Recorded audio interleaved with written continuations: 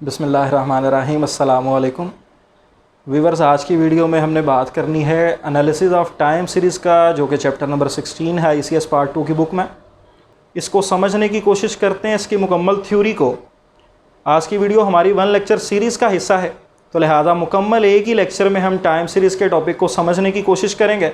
Last तक बड़े गौर से सुनिएगा, बहुत इंपॉर्टेंट वीडियो है। रिलेटेड लिंक्स जो हैं वो डिस्क्रिप्शन में अवेलेबल हैं आपकी सहूलत के लिए, वहाँ से भी जाके आप इन टॉपिक्स को 1 बाय 1 करके आसानी के लिए समझ सकते हैं। तो आइए देखते हैं, सबसे पहले हमारे पास टाइम सीरीज़ क्या है।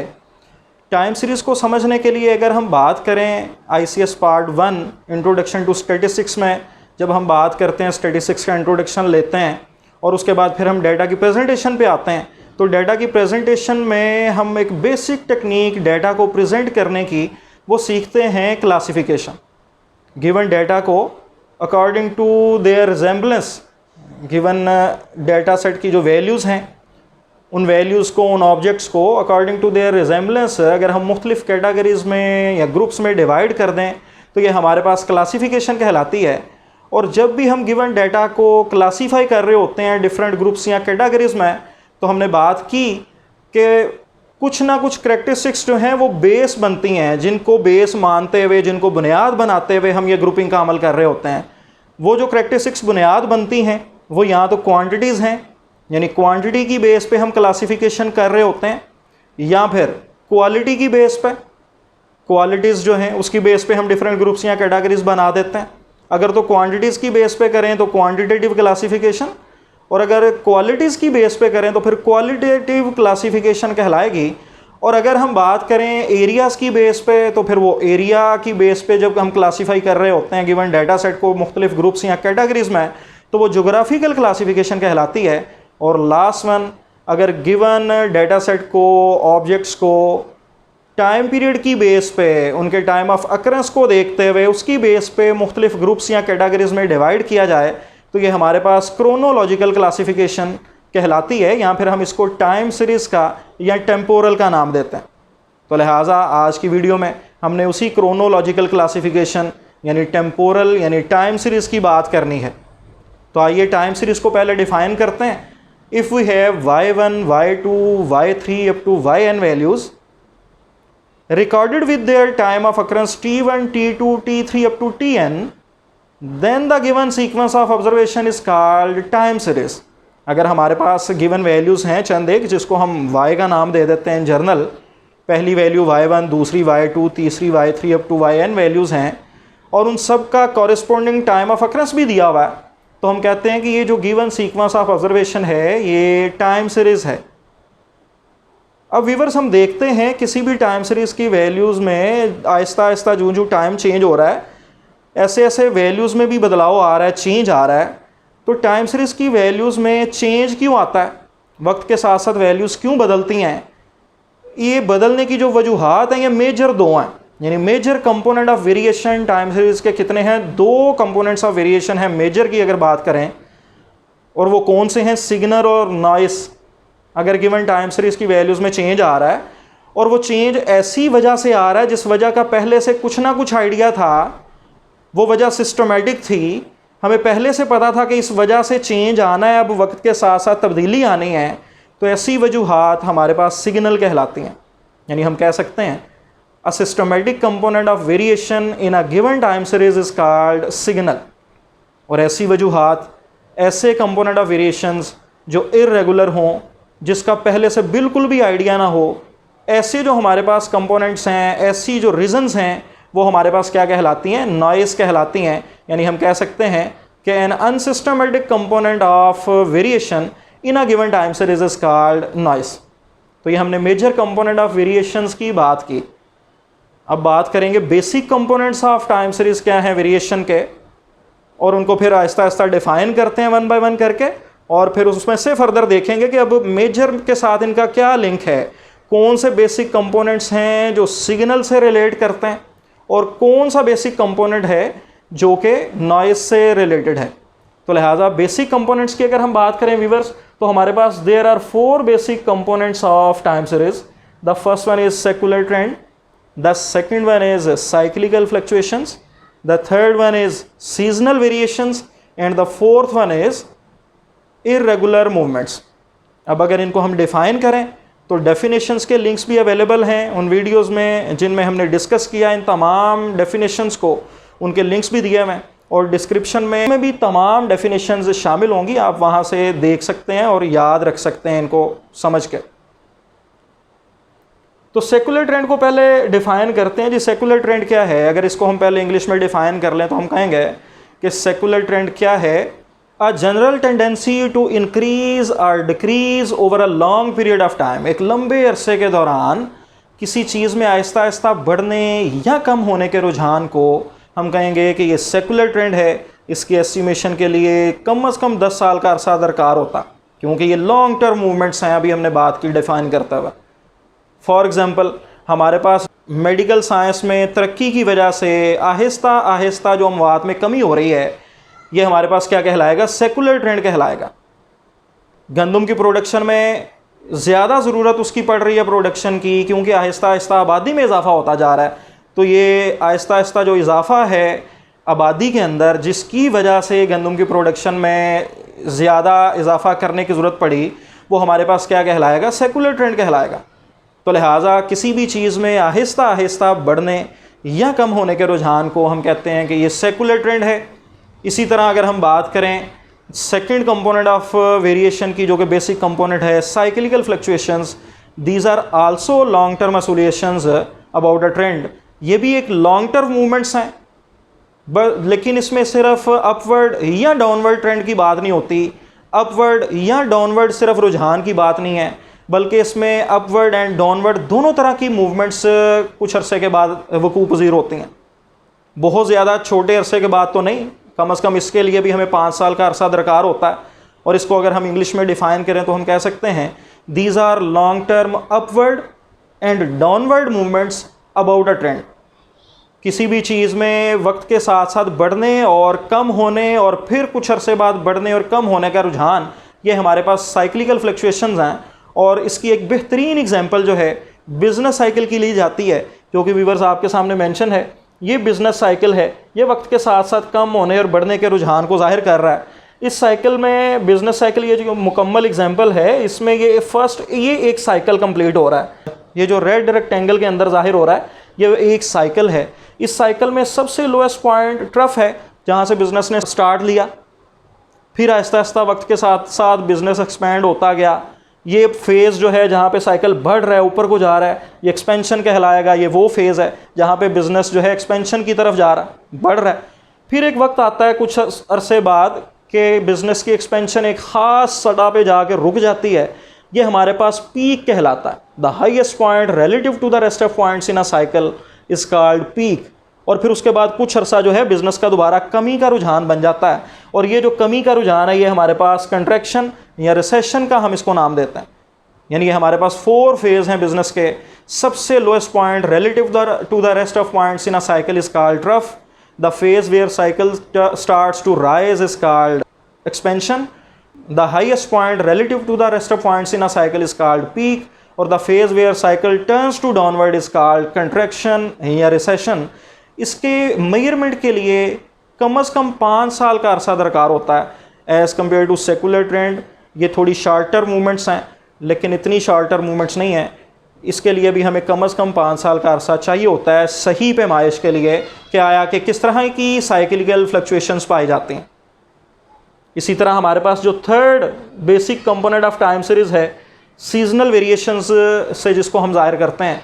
सीजनल वेरिएशंस नाम से ही जाहिर है ऐसी वेरिएशंस जो सीजन्स पे बेस करें, मौसम के बदलने से उनकी वजह से चेंज आ जाए टाइम सीरीज़ की वैल्यूज़ में। जिस तरह गर्मियों में आइसक्रीम की सेल में इजाफा हो जाता है। इन पाकिस्तान हम कह सकते हैं कि मई जून में गर्मी क्योंकि अरूज पे होती है और इस अरसे में आइसक्रीम की सेल सबसे ज़्यादा हो रही होती है। और जैसे ही अक्टूबर, नवंबर, दिसंबर, जनवरी के मंथ्स आते हैं, आहिस्ता आहिस्ता सेल में भी कमी होती जाती है, क्योंकि सर्दी का मौसम आना शुरू हो जाता है। इसी तरह जब स्कूल्स ओपन होने का सीज़न होता है तो पेन्स और कॉपीज़ की सेल में इजाफा हो जाता है। तो लिहाजा वो भी सीजनल वेरिएशंस हैं सेल्स के डाटा में जो आ रही हैं। तो लिहाजा सीजनल वेरिएशंस जो हैं these are short term recurring movements occurring in a periodic manner. ये रिकरिंग मूवमेंट्स हैं, बार बार अक्कर होती हैं, पीरियोडिक मैनर में अक्कर होती हैं। तो ये हमारे पास सीजनल वेरिएशंस व्यूअर्स कहलाएंगे। अभी तक हमने जो तीनों कंपोनेंट्स पढ़े, सेकुलर ट्रेंड, इसका भी कुछ ना कुछ पहले से आइडिया हो रहा होता है कि इसमें बढ़ने का रुझान है, लिहाजा वक्त के साथ साथ वैल्यूज़ में बढ़ाव होगा।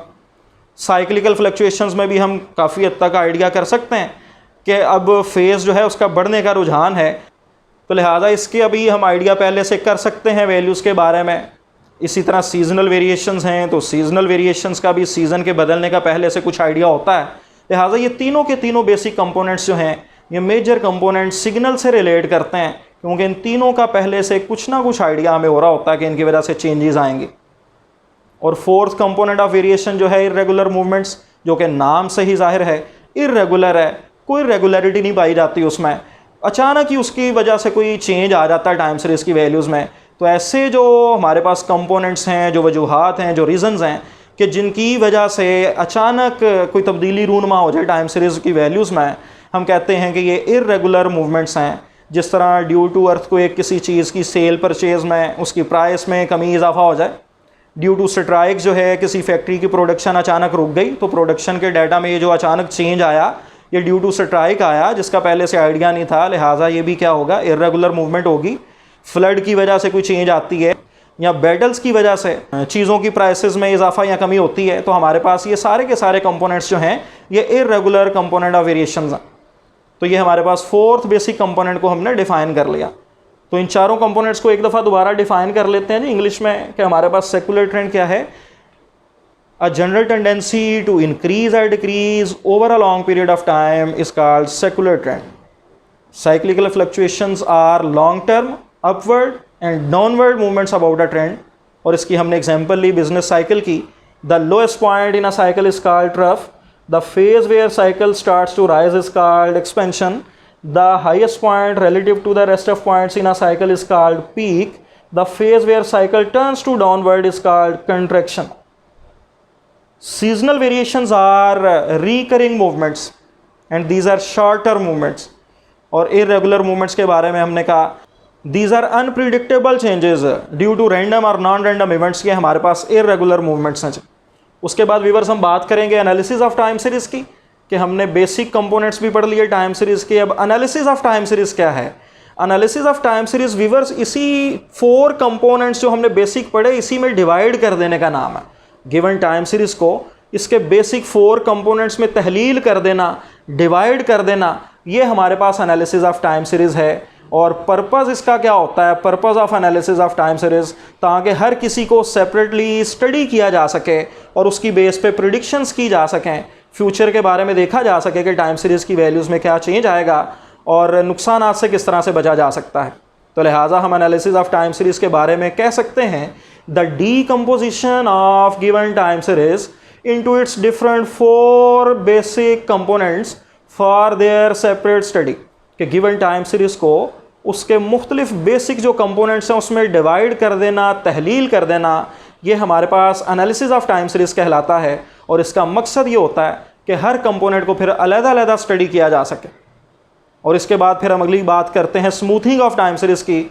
स्मूथिंग ऑफ टाइम सीरीज़ क्या है? जब हम एनालिसिस कर लेते हैं गिवन टाइम सीरीज़ को मुख्तलिफ बेसिक कंपोनेंट्स में तहलील कर लेते हैं, डीकम्पोज कर लेते हैं, तो फिर उसके बाद जो अनवांटेड कंपोनेंट होता है उसको निकाल देने का नाम गिवन टाइम सीरीज़ में से ये स्मूथिंग ऑफ टाइम सीरीज़ है। यानी the elimination of unwanted component from a given time series is called smoothing of time series. कि गिवन टाइम सीरीज़ में से अगर हम अनवांटेड कंपोनेंट को निकाल दें तो ये जो प्रोसीजर होगा निकालने का, ये क्या कहलाएगा? स्मूथिंग ऑफ टाइम सीरीज़ कहलाएगा। अगर तो हम डी ट्रेंडिंग कर रहे हैं, यानी ट्रेंड के कंपोनेंट को निकाल रहे हैं, तो फिर हम इसी स्मूथिंग का नाम एक स्पेसिफिक नाम रख देंगे डी ट्रेंडिंग, यानी हम डी ट्रेंडिंग कर रहे हैं, जो ट्रेंड के कंपोनेंट को निकाल रहे हैं। इसी तरह अगर हम सीजनल के कंपोनेंट को निकाल रहे हैं, सीजनल वेरिएशंस के कंपोनेंट को, तो हम कहेंगे कि ये डी सीजनलाइज कर रहे हैं गिवन टाइम सीरीज़ को। तो ये हमारे पास मुख्तलिफ टर्म्स हैं जिनको हमने डिफाइन किया। ये सारी डेफिनेशन डिस्क्रिप्शन में अवेलेबल है। अब बात आती है कि जब भी हम स्मूथिंग का अमल कर रहे होंगे, गिवन टाइम सीरीज़ में से निकाल रहे हैं किसी अनवांटेड कंपोनेंट को, तो उस अनवांटेड कंपोनेंट को निकालने का जो अमल है वो बेस करेगा गिवन टाइम सीरीज़ के मॉडल पर, कि आया कि वो मॉडल मल्टीप्लिकेटिव है या एडिटिव मॉडल है। टाइम सीरीज़ मॉडल 2 तरह के होंगे, या तो मल्टीप्लिकेटिव या फिर एडिटिव। मल्टीप्लिकेटिव मॉडल मीन कि जब टाइम सीरीज़ की वैल्यूज़ बेसिक कंपोनेंट्स के प्रोडक्ट्स के बराबर हों, trend multiply cyclical multiply seasonal multiply by irregular. तो फिर हम किस तरह से स्मूथिंग करेंगे? अगर ट्रेंड कंपोनेंट को निकालना है, डी ट्रेंडिंग करनी है, तो फिर ट्रेंड कंपोनेंट पर डिवाइड करना पड़ेगा टाइम सीरीज को। इसी तरह डी सीजनलाइज करना है तो सीजनल पे डिवाइड करना पड़ेगा। और अगर एडिटिव मॉडल है T plus S plus C plus I, तो फिर हमारे पास ट्रेंड कंपोनेंट को निकालने के लिए टी माइनस करना पड़ेगा, डिवाइजर में नहीं जाना, फिर माइनस करेंगे क्योंकि अब एडिटिव मॉडल है। तो लिहाजा स्मूथिंग ऑफ टाइम सीरीज करते हुए हमें मॉडल ऑफ टाइम सीरीज का ध्यान रखना पड़ता है कि आया कि मॉडल मल्टीप्लिकेटिव है या फिर एडिटिव है। तो इसके बाद अब बात करते हैं जी, हमने स्मूथिंग ऑफ टाइम सीरीज की भी बात कर ली। अब हमारा जो असल मकसद था इस टॉपिक में वो था methods of estimation of secular trend के बारे में जानना कि सेकुलर ट्रेंड की एस्टिमेशन किस तरह से की जाती है। और इसको समझने के लिए, इन मेथड्स को पढ़ने के लिए, इससे पहले हमें बात करनी पड़ेगी हिस्टोरीग्राम की कि हिस्टोरीग्राम क्या है। हिस्टोग्राम तो हमने पढ़ा प्रेजेंटेशन ऑफ डेटा के टॉपिक में, जो कि पार्ट 1 का था, कि गिवन फ्रीक्वेंसी डिस्ट्रीब्यूशन को ग्राफिकली रिप्रेजेंट कर देना, रेक्टेंगल्स की फॉर्म में उसको रिप्रेजेंट कर देना, ये हिस्टोग्राम है। लेकिन अब हम बात कर रहे हैं हिस्टोरीग्राम की। ये क्या है जी? ये हमारे पास ग्राफिकल रिप्रेजेंटेशन है गिवन टाइम सीरीज की। अगर रेक्टेंगल्स की फॉर्म में फ्रीक्वेंसी डिस्ट्रीब्यूशन को जाहिर करें तो हिस्टोग्राम, गिवन टाइम सीरीज को पॉइंट्स की सूरत में प्लॉट कर दें कोऑर्डिनेट एक्सिस में और उनको मिला दें पॉइंट्स को आपस में, तो ये हिस्टोरीग्राम कहलाएगी। यानी हम कह सकते हैं कि a graphical representation of given time series is called historigram, whereas graphical representation of frequency distribution is called histogram, जो कि हम प्रीवियस वीडियोस में बात कर चुके हैं। इंपॉर्टेंट डेफिनेशंस हैं, इनको अच्छी तरह से याद रखिएगा। अब बात करते हैं methods of estimation of secular trend की। Methods of estimation of secular trend viewers 4 हैं। बेसिक कंपोनेंट्स भी 4 थे, methods of estimation of secular trend भी 4 हैं, जो कि कौन से हैं? Free hand curve method, semi averages method, moving averages method और least square method. Free hand curve method में व्यूअर्स हमने क्या करना है? In this method first we draw a हिस्टोरीग्राम of given time series and then we draw a freehand curve through this histogram which minimizes the sum of squares of residuals। Time series की पहले हिस्टोरीग्राम बनाएंगे और वो जो points को मिलाने से हिस्टोरीग्राम बनेगी उसमें से फिर एक सीधी लाइन गुजार देंगे। उसकी स्लोप क्या रखेंगे? हिस्टोरीग्राम को देखते हुए पता चलेगा कि आया कि इसकी स्लोप पॉजिटिव होनी चाहिए या नेगेटिव होनी चाहिए। लेकिन लाइन इस तरह से लगनी चाहिए कि ज़्यादा से ज़्यादा पॉइंट्स लाइन के करीब करीब नज़र आएँ, फिर ही डेफिनेशन की रिक्वायरमेंट पूरी होगी कि रेजिडुअल्स कम होंगे और रेजिडुअल्स के स्क्वायर्स का सम भी फिर मिनिमाइज होगा। इसमें पर्सनल बायसनेस आ सकती है, जो कि इसकी लिमिटेशन है। तो लिहाजा ज़्यादा से ज़्यादा प्रैक्टिस करने से ही इस लिमिटेशन से बचा जा सकता है कि इस तरह से लाइन लगाएं कि ज़्यादा से ज़्यादा पॉइंट्स लाइन के करीब शो हों। इसी तरह बात करते हैं second method of estimation of secular trend की, जो कि हमारे पास सेमी एवरेजेस है। In this method we divide the given data into 2 halves and then we compute the averages of these 2 halves and then we estimate a trend line by using these averages। so this method is called semi averages method कि given data के 2 बराबर half कर लेते हैं। अगर 11 values हैं तो 5-5 values के 2 हाफ हो गए, दरमियान में एक छोड़ देंगे। अगर 10 हैं तो फिर दरमियान में वैल्यू छोड़ने की ज़रूरत नहीं है, 5-5 वैल्यूज़ के हमारे पास डायरेक्ट 2 हाफ हासिल हो जाएंगे। इन दोनों हाफ्स के अलग अलग टोटल पहले फाइंड कर लें, फिर एवरेजेस फाइंड कर लें, जो असल मकसद है। और इन एवरेजेस को इस्तेमाल करते हुए अगर हम ट्रेंड लाइन यानी y is equal to a plus b x find करेंगे तो हमारे पास ये जो ट्रेंड लाइन आएगी ये सेमी एवरेजेस मेथड से आएगी। इसको हम सेमी एवरेजेस मेथड का नाम देंगे क्योंकि हमने इसकी एस्टिमेशन में a और b के फार्मूलाज को फाइंड करते हुए जो वैल्यूज़ यूज़ की वो सेमी एवरेजेस थी, इन 2 हाफ्स की एवरेजेस थी, इसलिए हम इसको सेमी एवरेजेस का नाम देते हैं। इसी तरह हमारे पास बात आती है नेक्स्ट मूविंग एवरेजेस की। मूविंग एवरेजेस में लाजमी राइटर जो है मेंशन करता है कि कितने पीरियड्स की मूविंग एवरेजेस चाहिए। अगर 5 ईयर्स की मूविंग एवरेज चाहिए तो फर्स्ट 5 ईयर्स का टोटल 5 पे डिवाइड, फिर एक स्टेप मूव किया, प्रीवियस 1 ईयर छोड़ दिया, एक स्टेप आगे आ गए, लिहाजा फिर 5 ईयर्स का टोटल 5 पे डिवाइड, फिर 1 साल छोड़ के नेक्स्ट ईयर पे आ गए, 5 साल जो उससे ऑनवर्ड बनते हैं उनका सम करके 5 पे डिवाइड, फिर 1 साल छोड़ दिया और ऑनवर्ड जो 5 ईयर्स हैं उनकी वैल्यूज़ का सम और 5 पे डिवाइड, और अप टू सो ऑन एक एक स्टेप मूव करते जाएंगे। ये हमारे पास मूविंग एवरेजेस कहलाएंगी। इन तमाम से मुतल्लिक हम न्यूमेरिकल क्वेश्चंस की वीडियोस जो हैं उसको अपलोड कर रहे हैं और उसके लिंक्स जो हैं वो डिस्क्रिप्शन में अवेलेबल हैं, वहाँ से आप हेल्प ले सकते हैं। या टाइम सीरीज़ के नाम से जो हमारे पास प्लेलिस्ट है उसको आप विज़िट करें, वहाँ से भी आपको हेल्प मिलेगी। तमाम वीडियोज़ इस टॉपिक से रिलेटेड जितनी भी हैं वो उस प्लेलिस्ट में मौजूद होंगे। इसी तरह हमारे पास वीवर्स लास्ट पे है लीस्ट स्क्वेयर्स मेथड। इसको डिफ़ाइन करने का इंतहाई आसान मेथड है, नाम से ही ज़ाहिर है, लीस्ट स्क्वेयर्स, यानी ऐसा मेथड जिससे एरर्स के स्क्वेयर्स का सम लीस्ट आएगा, लीस्ट आता है, ये हमारे पास मेथड ऑफ लीस्ट स्क्वेयर्स कहलाता। यानी according to the least square principles the sum of squares of residuals should be least. ये हमारे पास मेथड ऑफ लीस्ट स्क्वेयर को डिफाइन करने का तरीकाकार है। इसको हम रिग्रेशन में भी इस्तेमाल करते हैं और टाइम सीरीज़ के टॉपिक में भी सेकुलर ट्रेंड की एस्टिमेशन के लिए इसको इस्तेमाल किया जाता। इंतहाई इंपॉर्टेंट डेफिनेशंस हैं, इन सबको गौर से समझ के याद करें। मल्टीपल चॉइसेस के हवाले से भी ये थ्योरी बहुत अहम है और शार्ट क्वेश्चंस में तो बहुत से क्वेश्चन इसमें से पूछे जाते हैं। अब बात आती है कि ये जो चारों मेथड्स हमने एस्टिमेशन ऑफ सेकुलर ट्रेंड के पढ़े, इनमें से बेहतर मेथड जो है वो कौन सा होगा, इसके लिए हमें जानने के लिए सबसे पहले रेजिडुअल्स को डिफाइन करना पड़ेगा कि रेजिडुअल्स क्या हैं। रेजिडुअल एरर को कहा जाता है जी टाइम सीरीज में। किस तरह से फाइंड होंगे कि एस्टिमेटेड वैल्यूज़ अगर हम फाइंड कर लें एस्टिमेटेड ट्रेंड लाइन की मदद से, एस्टिमेटेड लाइन की मदद से जो हमारे पास ट्रेंड वैल्यूज़ आ जाएंगी, एस्टिमेटेड वैल्यूज़ आ जाएंगी, उनका अगर कॉरस्पॉन्डिंग गिवन वैल्यूज से डिफरेंस देख लें तो हमारे पास गिवन वैल्यू और कॉरस्पॉन्डिंग एस्टिमेटेड वैल्यू यानी ट्रेंड वैल्यू का जो डिफरेंस है ये एरर कहलाता है, जिसको हम यहाँ पे रेजिडुअल का नाम देंगे। फॉर एग्जांपल 1970 से 75 तक का डाटा गिवन है और हमने एक ट्रेंड लाइन फाइंड कर ली। 1970 की एक्स की वैल्यू अगर हम पुट करें लाइन में और जो आंसर आएगा एस्टिमेटेड ट्रेंड लाइन की मदद से वो हमारे पास एस्टिमेटेड वैल्यू यानी ट्रेंड वैल्यू कहलाएगी। इसी तरह 71 की अगर एक्स की वैल्यू 1 है और उसको हम एस्टिमेटेड लाइन में पुट करें तो जो आंसर आएगा वो भी हमारे पास ट्रेंड वैल्यू कहलाएगी 71 की। इसी तरह 72, 3 और 4 के लिए अगर हम ये एस्टिमेटेड वैल्यूज़ हासिल कर लें और इनका फिर डिफरेंस देख लें नेक्स्ट स्टेप में गिवन वैल्यूज़ के साथ क्या है, जो कॉरस्पॉन्डिंग इनकी गिवन वैल्यूज़ हैं, तो ये जो कॉरस्पॉन्डिंग गिवन वैल्यूज़ से डिफरेंस आएगा ये हमारे पास रेजिडुअल कहलाएगा।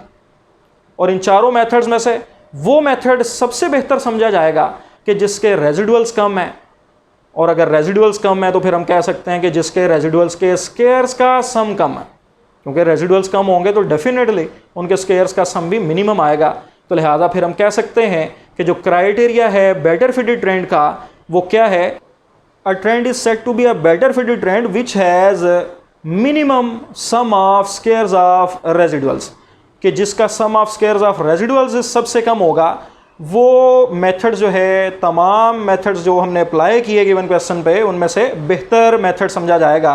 तो लिहाजा आज की इस वीडियो में हमने टाइम सीरीज़ की मुकम्मल थ्योरी को डिस्कस किया ताकि व्यूअर्स का टाइम भी बचे और इंटरेस्ट पैदा हो, थोड़े टाइम में ज़्यादा कॉन्सेप्ट्स को समझा जा सके। अपनी सजेशन से आगाह कीजिएगा कमेंट्स में। इंशाल्लाह ताला नेक्स्ट वीडियो में मिलते हैं नेक्स्ट टॉपिक के साथ। तब तक के लिए इजाज़त दीजिएगा जी, बहुत शुक्रिया। अल्लाह हाफ़िज़।